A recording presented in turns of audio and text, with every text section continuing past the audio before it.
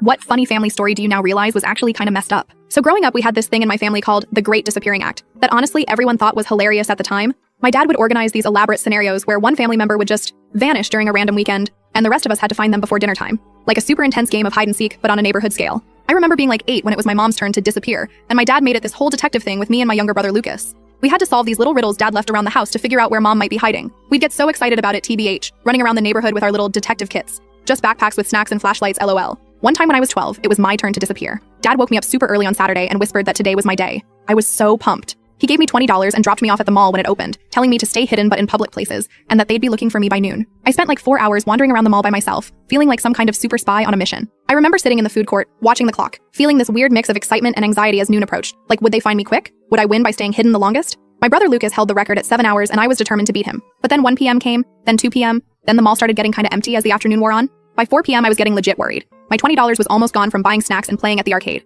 I was getting scared but kept telling myself, this is just part of the game, they're testing you. By 5 p.m., I was sitting on a bench near the mall entrance crying when my mom finally showed up, looking frantic. Turns out there had been a huge fight between my parents that morning after dad dropped me off. Mom had no idea he'd taken me to the mall for the game. She thought I was at my friend Sabrina's house. When she called Sabrina's mom around 3 p.m. for pickup arrangements and found out I wasn't there, she freaked. My dad had forgotten about me at the mall for hours. The crazy thing? This got spun into our family lore as this hilarious story about how I won the disappearing game by stumping everyone so good that even dad forgot where he put me. Everyone would laugh about it at family gatherings like, remember when Melanie was so good at hiding that dad forgot where he hid her? Lol. My brother Randall would always chime in with, at least dad remembered to pick you up eventually, and everyone would howl with laughter. And I never got what he meant until years later when he told me about his turn in the game. Apparently when he was 10, dad drove him to our grandma's house 2 towns over without telling her, then got distracted by work stuff and left him there for 2 days. Grandma just rolled with it thinking it was a planned visit. There was this other time. Dad took us both to disappear together at this huge park across town. It was winter and freezing, but he said it added to the challenge for mom to find us. He dropped us at this playground and told us to stick together but keep moving so we'd be harder to track. We ended up huddled in this public bathroom for like 3 hours because it was the only heated place. When mom finally found us, Lucas had literal blue lips,